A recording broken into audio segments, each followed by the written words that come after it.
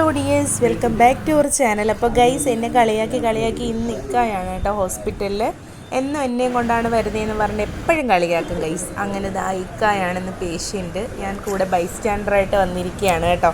അപ്പം ഇക്കാക്ക് എന്താണെന്ന് അറിഞ്ഞൂടാ, ഒരു വയറുവേദനയും ബുദ്ധിമുട്ടും ഒക്കെ പോലെ.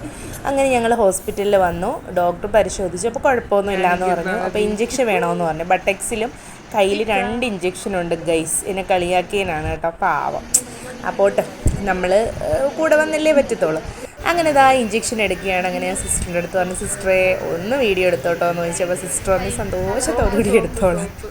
അങ്ങനെ കയ്യിലെടുക്കുന്നതാണ് ഗൈസ് ഞാൻ എടുത്തിട്ടുള്ളത്. ഞാൻ ബട്ടക്സിൽ എടുത്തിട്ടില്ല. അപ്പോൾ എൻ്റെ പൊന്നിക്ക പാവം കഷ്ടം കണ്ട കിടന്ന് നല്ല വേദനയാണ് ഗൈസ്. കാര്യം ഞാൻ 2 ദിവസം മുമ്പ് അനുഭവിച്ചതാണ്. അപ്പോൾ ഒരു ഇഞ്ചക്ഷനൊക്കെ എടുത്തു.